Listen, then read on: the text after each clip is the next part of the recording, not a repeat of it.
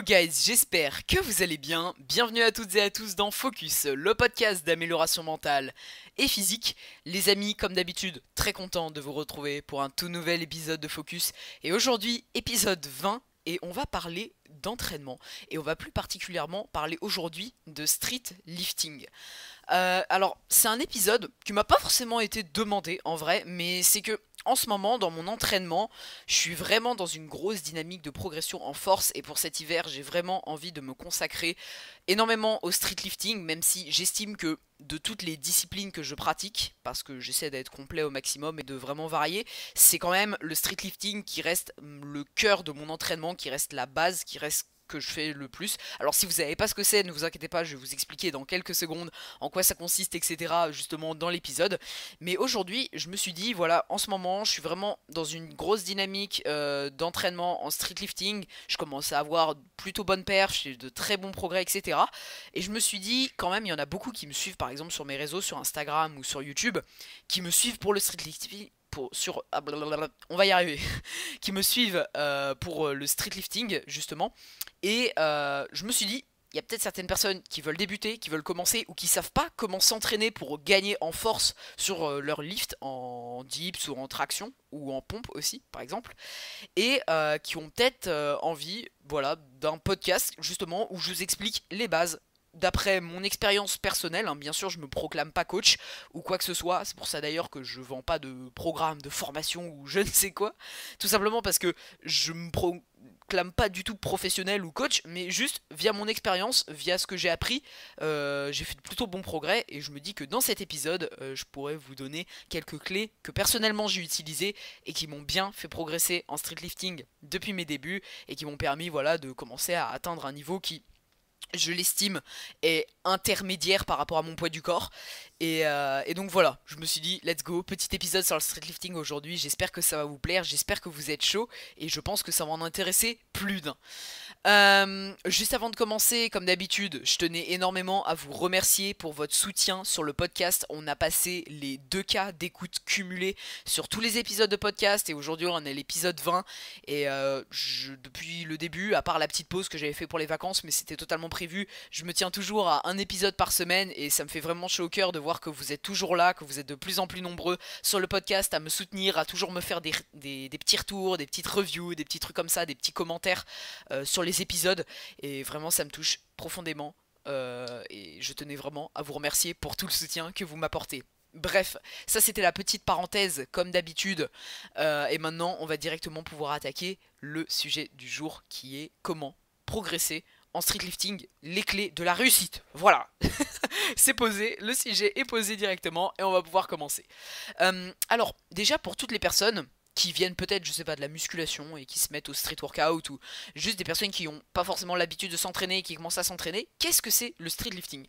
Le street lifting, j'en ai déjà parlé dans d'autres épisodes, mais peut-être que vous ne savez pas, et c'est pas du tout grave, c'est tout simplement tous les mouvements de musculation au poids du corps en lesté, c'est-à-dire avec des charges additionnelles à votre poids du corps.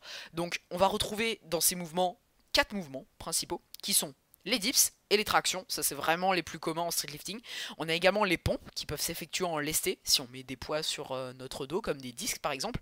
Et on retrouve les squats. Alors les squats, oui, c'est un mouvement au poids du corps, effectivement. Les streeteux ne font pas tous les jambes, beaucoup ne les font pas d'ailleurs, moi y compris, voilà, je vais pas vous mytho. Pour l'instant, je fais pas les jambes, je dis pas que je les ferai pas à l'avenir, parce que c'est possible que je me mette au deadlift ou au squat, mais voilà, en gros, squat, dips, traction, pompe et deadlift, c'est des mouvements de street lifting. Quoique, non, le deadlift... Ah non, le deadlift, je dis n'importe quoi les amis. Le deadlift fait pas partie du street lifting, ça pour le coup c'est plus un mouvement de force athlétique. Mais en tout cas, une chose est sûre, le squat en fait partie également. Et donc voilà, c'est on va dire les 4 gros mouvements principaux du street lifting. Donc c'est à partir du moment où vous mettez une charge additionnelle sur ces mouvements au poids du corps, ça devient du street lifting et vous pratiquez le street lifting. Voilà. Maintenant, le but dans le street lifting, dans cette discipline, c'est globalement soit de faire des perfs d'endurance, mais là ça va plus être dans la case set and reps, par exemple faire de longs sets au poids du corps ou en lesté mais avec de petites charges, avec énormément de répétitions, par exemple je sais pas, des barbarians, vous voyez c'est des sets qu'on peut faire, ou des silver sets, des choses comme ça, c'est des sets bon, qui se font au poids du corps mais que vous pouvez aussi faire avec des charges additionnelles, et donc ça c'est une branche du streetlifting, mais ce qui est majoritairement pratiqué en streetlifting c'est de la force. Vous voyez en fait vous pouvez comparer ça un petit peu à la force athlétique mais avec des mouvements de street workout en fait. Donc le but c'est de faire des perfs globalement avec des charges assez lourdes, du moins pour vous. Donc par exemple des formats de 1 RM, c'est-à-dire où vous testez votre max sur une répétition. Des formats de 3x3, on va revenir un peu sur les formats d'entraînement, tout ça après, mais des formats plus sur 3 répétitions, ou des formats sur 5 répétitions, 8 répétitions, ou justement, comme on l'a dit précédemment, sur plus de répétitions avec des charges plus petites. Et donc le but, en gros, quand vous pratiquez le streetlifting, ça va être d'essayer de soulever le plus lourd possible, en clair, avec une bonne forme, une bonne technique, évidemment, une technique correcte et adaptée, et surtout de faire ce qu'on appelle des PR, c'est-à-dire, c'est les initiales en anglais de Personal Record, et ça consiste littéralement à battre vos PR à chaque séance. Bien sûr, ça on va le retrouver en gros dans tout entraînement, hein. Le but c'est de faire meilleur que à votre entraînement précédent, mais en streetlifting on va vraiment jouer là-dessus, donc soit sur les charges, soit sur le nombre de répétitions, soit sur le nombre de sets, etc. Mais le but pour progresser, et ça c'est une clé qu'on retrouve dans la musculation et dans tous les autres entraînements en vrai, et pour gagner du muscle c'est aussi bien sûr valable, c'est d'appliquer une surcharge progressive, c'est-à-dire que chaque entraînement devra être plus difficile que celui de la veille. Voilà, en gros, que la dernière séance. Je prends un exemple, imaginez vous faites une séance push, et que dans votre séance push, vous avez un 5x5 au dips. C'est-à-dire 5 séries de 5 répétitions avec une certaine charge, et bah, la séance d'après, votre prochaine séance push, le but, ça va être de soit faire une répétition de plus, et à ce moment-là, vous allez peut-être faire 5 fois 6 reps, 6 reps, 5 reps, 5 reps, 5 reps, et à ce moment-là, vous allez pouvoir augmenter la charge à la prochaine séance, soit justement, vous allez directement augmenter la charge, et peut-être que vous allez faire 4 répétitions, mais au moins, vous aurez augmenté la charge, et vous aurez mis plus de difficultés. Alors après, ça dépend si vous voulez vous fixer précisément un 5x5, c'est-à-dire vous voulez vraiment réussir 5 répétitions à chaque série, et à ce moment-là, vous devez vous assurer que vous avez mis la bonne charge pour pouvoir réussir ces 5 répétitions. Soit à ce moment-là, vous vous dites juste ok je fais des répétitions en force et je peux me permettre éventuellement de descendre à 4 répétitions, mais au moins j'aurais augmenté ma charge tout en conservant ma technique, etc. Donc bref, voilà, ça c'était juste globalement pour expliquer le principe de surcharge progressive. C'est tout simplement appliquer un stress plus élevé via plus de séries, plus de répétitions ou une charge plus élevée à chaque séance pour créer une adaptation nerveuse et donc gagner en force.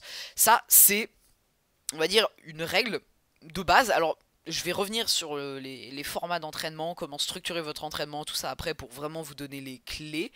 Mais c'était un peu un principe de base que je me devais d'expliquer avant de démarrer précisément les explications de cet épisode. La surcharge progressive, c'est vraiment ce qui va être super important dans votre entraînement pour progresser en streetlifting. Et c'est valable dans n'importe quel entraînement, que ce soit en musculation et tout. On en avait parlé dans l'épisode sur la prise de masse. Si vous voulez également gagner en muscle, il vous faut certes un surplus calorique au niveau de l'alimentation, mais il faut surtout une surcharge progressive. Il faut que chaque séance soit plus difficile que celle de la veille pour que vos muscles comprennent qu'il y a une adaptation à faire et qu'ils grossissent. Voilà. Mais ça c'est aussi valable du coup en streetlifting dans les gains de force. Maintenant, on va pouvoir attaquer précisément un petit peu les sujets de la structure en fait de vos entraînements, tout simplement. Alors, on va se baser du coup sur, enfin moi personnellement, donc comme je l'ai dit précédemment au début de cet épisode, désolé je m'éparpille un petit peu, c'est via ce que moi j'ai expérimenté. C'est-à-dire que ça va pas être forcément le truc le plus optimisé, et je me proclame absolument pas coach, et ça c'est un gros disclaimer que je mets avant de commencer toute explication. Mais voilà, moi je suis juste là pour vous donner mon expérience, mon avis, ce qui a marché sur moi. Et après, à vous de vous renseigner un petit peu plus à côté de cet épisode de podcast et de mettre en place vos propres méthodes avec ce qui marche le mieux pour vous, en observant et en testant un petit peu. Ok? Voilà, petite parenthèse calée, on va pouvoir commencer. Alors au niveau des formats d'entraînement, on va dire que pour la force, il y a 3 gros formats hyper connus, ok? Dans le streetlifting ou même dans la musculation ou des choses comme ça. Vous avez en premier lieu, je pense ça c'est le plus connu, c'est le 5x5. C'est-à-dire avec une charge donnée qui vous permet de réaliser 5 séries de 5 répétitions avec une charge qui vous permet de réaliser ces répétitions et de les tenir sur les 5 séries. Ça c'est un format de force parce que si vous regardez un petit peu l'échelle, en fait il y a une sorte d'échelle, je vous en avais parlé dans l'épisode sur la prise de masse, parce que je vous ai expliqué aussi quelques indices sur la programmation, mais entre 1 et 6 répétitions, vous allez être sur un travail de force, donc de gain de force. Entre 6 et 12 répétitions, vous allez être sur un travail d'hypertrophie, donc pour optimiser le gain de masse musculaire. Et entre 12 répétitions et l'infini, entre guillemets, vous allez être plus sur un travail d'endurance, donc augmenter votre nombre de répétitions. À vous d'adapter la charge pour vous trouver dans ces tranches de répétitions là. Donc pour revenir sur le 5x5, vous devez mettre une charge qui vous permet de réaliser 5 séries de 5 répétitions sur l'exercice donné. Donc ça c'est, je pense, un des formats les plus populaires. Après on a le 3x3, donc vous l'aurez deviné, c'est 3 séries de 3 répétitions. Donc ça c'est un format qui est beaucoup plus taxant nerveusement, parce que forcément vous mettez plus lourd à faire moins de répétitions et moins de séries, vous allez forcément mettre plus lourd pour réaliser ce 3x3. Et donc ça c'est encore plus taxant que le 5x5. Faut savoir, petite parenthèse, la force, ça va certes moins taper dans vos muscles, mais plutôt dans votre système nerveux. Donc vous allez voir, après vos séries, vous allez peut-être avoir des petits signes de... Je sais pas comment on appelle ça. Quand vous savez, vous avez les mains qui tremblent, etc. Votre système nerveux, il est un peu en PLS et tout. Ça, c'est normal. C'est les entraînements de force. Voilà. Première séance, si ça vous le fait, si vous tremblez un peu de partout, après vos séries peut-être de 3x3, 5x5, c'est normal. C'est votre corps, il est pas habitué. Donc forcément, il va comprendre qu'il y a un gros stress qui s'applique et il va pas comprendre au début. Mais voilà, ça va moins taxer sur vos muscles. Donc en soi, vous allez peut-être moins avoir de courbatures après vos séances ou moins sentir, je sais pas, par exemple vos pectoraux sur les dips ou des trucs comme ça par rapport à de l'hypertrophie.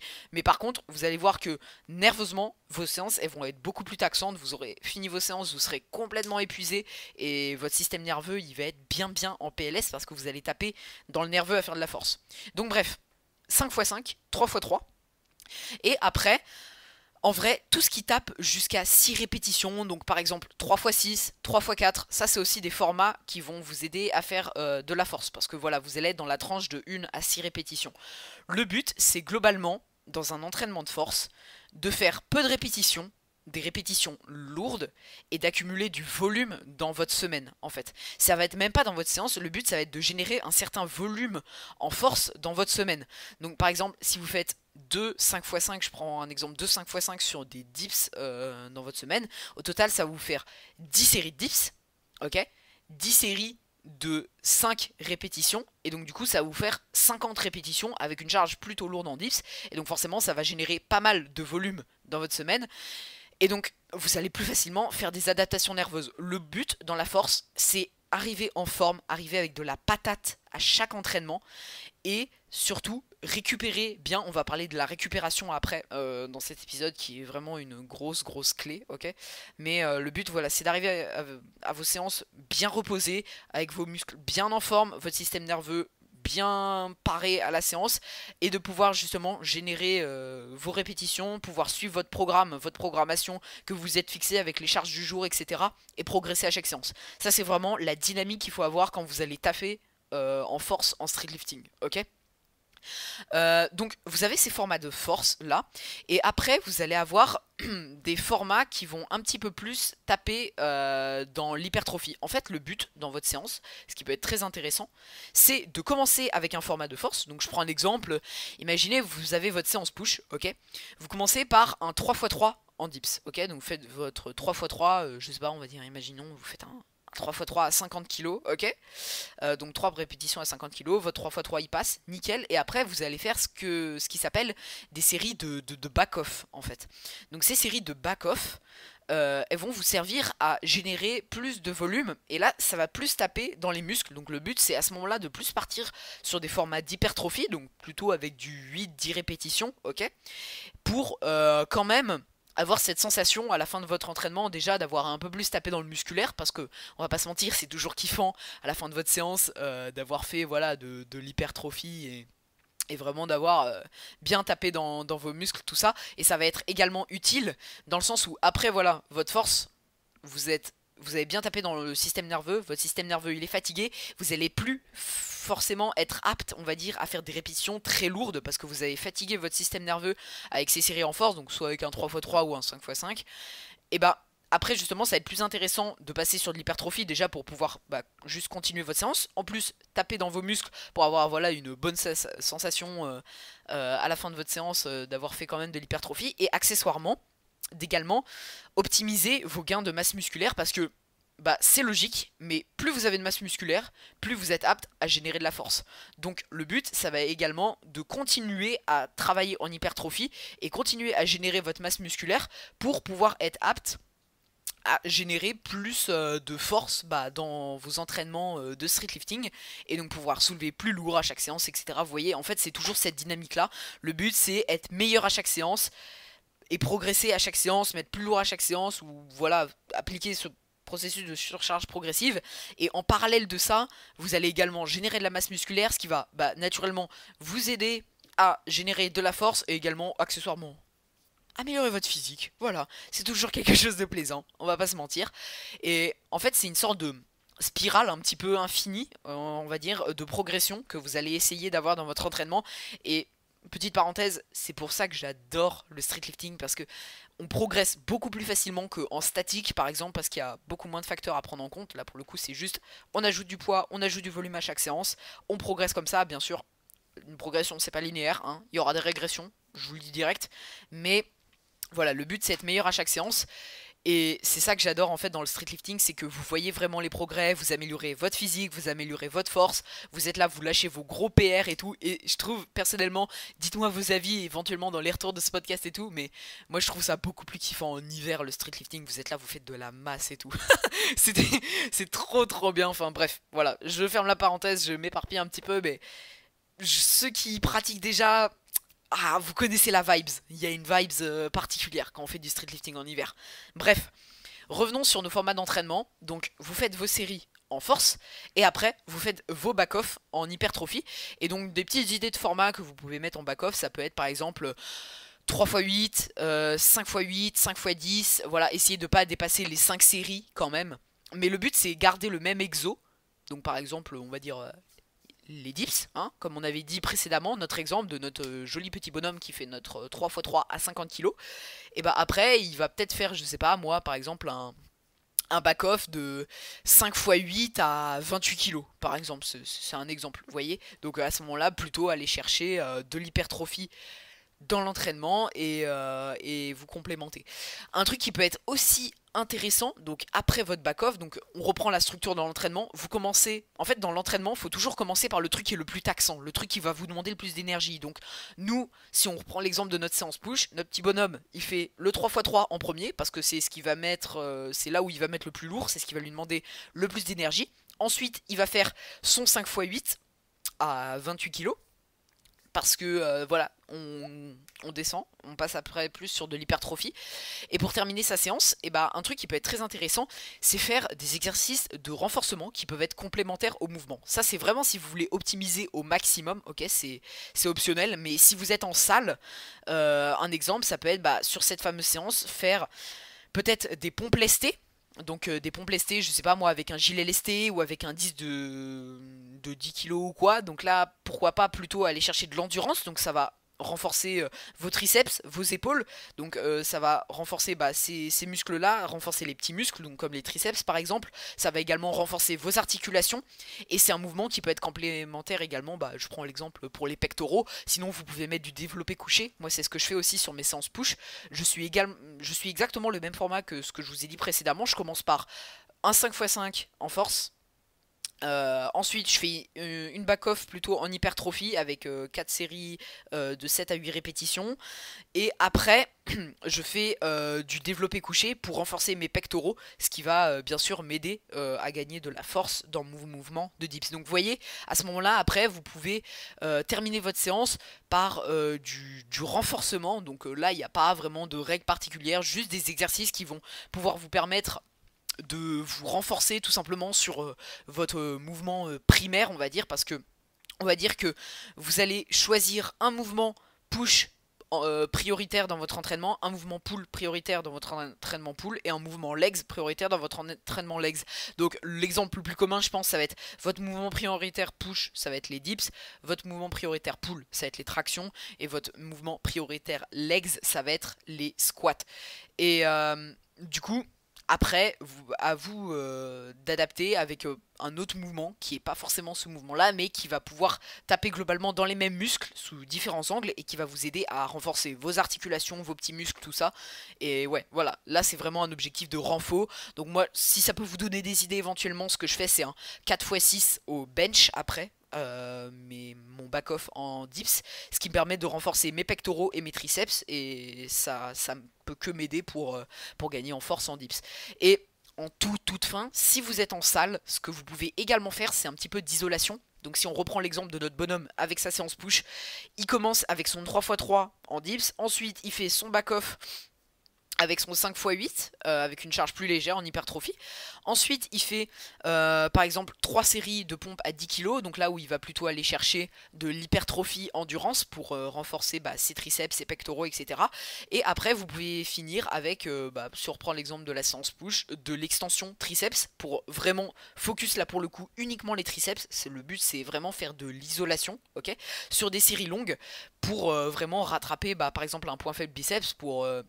si c'est que pour l'esthétique, juste gagner du volume sur vos bras, mais également pour le mouvement, ça peut toujours être bénéfique de finir avec un petit peu d'isolation. Et moi, c'est ce que je viens d'implémenter là tout récemment dans mes séances. Sur mes séances pull, des curl biceps, parce que moi je sais que j'ai un gros point faible biceps sur mes tractions, c'est ce qui me limite beaucoup sur la partie haute du mouvement. Et sur mes séances push, de l'extension triceps également en isolation en toute fin séance. Donc ça, vous pouvez faire des séries de, je sais pas moi, 12 à 20 répétitions. Avec des charges du coup plutôt légères, et faire je sais pas moi 3-4 séries en fin de séance pour bien vous terminer les bras, et ça peut toujours être bénéfique. Donc voilà, ça c'est un peu pour vous donner éventuellement des idées de structure dans vos entraînements de street lifting. On n'oublie pas principe de surcharge progressive, donc n'hésitez pas à noter sur, je sais pas moi, par exemple un carnet papier d'entraînement ou juste une note dans votre téléphone vos performances pour voir à la séance précédente ce que vous avez fait et essayer de faire mieux à la séance prochaine. C'est vraiment un principe super important. Et un autre principe sur lequel je voudrais revenir, et j'avais dit que je terminerai l'épisode là-dessus, et on va terminer l'épisode là-dessus en beauté, c'est la récupération. Quand vous faites de la force, encore plus que quand vous cherchez à gagner de la masse musculaire, c'est juste primordial de faire ultra attention à son hygiène de vie. Ça va comprendre l'alimentation, le sommeil et la récupération. C'est vraiment les points clés. Donc sommeil, je vous ai fait déjà un podcast, c'était l'épisode 13 avec Kevin sur le sommeil. On a vraiment parlé de toutes les clés pour l'entraînement, pour juste le mental, pour tout. Le sommeil, c'est une base. Donc 7 à 8 heures par nuit de vrai sommeil, de vrai bon repos, c'est juste ultra important. Donc voilà, surveillez bien votre sommeil, votre récupération. Évidemment, si vous avez fait une séance push la veille, vous refaites pas du push le lendemain, vous laissez 48 à 72 heures à vos muscles, à vos groupes musculaires du moins, pour se reposer et bien récupérer de la séance, à moins que vous ayez vraiment un niveau avancé. Faut essayer de vraiment faire gaffe à ça. Vous ne mettez pas du push 2 jours d'affilée. À ce moment là ça peut être intéressant de faire un format par exemple push pull legs si vous voulez aussi faire de la force sur les jambes avec les squats. Donc par exemple vous faites lundi push, mardi pull, mercredi legs, après un jour de repos, et vous recommencez push, pull, legs, repos, push, pull, legs, repos, push, pull, legs, repos, etc. etc. C'est un format qui peut vraiment bien s'adapter à votre entraînement. Mais voilà, le but c'est de vraiment optimiser la récupération des groupes musculaires. Et le dernier truc qui est super important, ça va être l'alimentation. Si vous voulez faire de la force, ça va être très compliqué si vous êtes en déficit calorique. Le but c'est au moins d'être à maintenance calorique, voire en surplus calorique. Comme ça au passage vous allez gagner de la max. Vous allez gagner de la max, ok. Vous allez gagner au max de masse musculaire si vous faites en plus des back-off en hypertrophie comme on l'a dit précédemment. Donc voilà, maintenance ou surplus calorique au choix. Mais bon là c'est l'hiver, c'est un peu la saison des prises de masse, donc profitez-en les potes. N'hésitez pas à vous mettre en très léger surplus calorique, mais maintenant ça peut aussi très bien fonctionner pour gagner en force tout simplement. Mais le but c'est faire attention à votre nutrition également. Donc pareil, nutrition, j'en ai parlé dans plein d'épisodes. Vous avez l'épisode 15, gérer sa nutrition en étant lycéen. Sinon vous avez l'épisode sur la prise de masse qui était l'épisode je sais plus du tout combien. Hop, je vais avoir ça sous les yeux, épisode 8, voilà.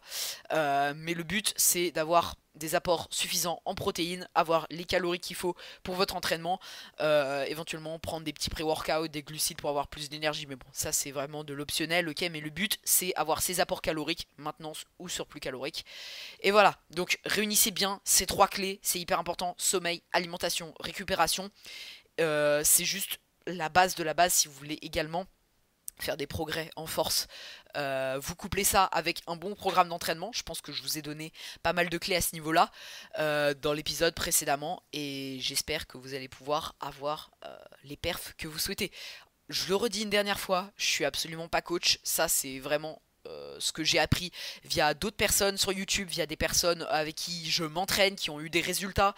Ça c'est via également mon expérience. Moi personnellement j'ai eu des résultats réels avec ces méthodes. J'ai vraiment gagné en force depuis que j'ai commencé. Pour vous donner une petite idée, quand j'ai commencé le street, j'avais quelque chose comme 4 dips bien dégueulasses au poids du corps. Et aujourd'hui, j'arrive à faire des 5x5 à 22 kilos et je viens tout juste de reprendre les entraînements de force. Et je pèse 55 kilos, donc vous voyez, pour mon poids du corps, c'est plutôt proportionnel. Comme je vous disais, c'est un niveau assez intermédiaire comparé à mon poids du corps. Donc voilà, c'est des méthodes qui ont marché sur moi, il n'y a pas de secret. Et je me permets de vous dire ça aujourd'hui parce que ça a fonctionné pour moi, mais c'est pas à prendre au pied de la lettre non plus. Renseignez-vous à côté, mais globalement vous allez retrouver des informations plutôt similaires, ok?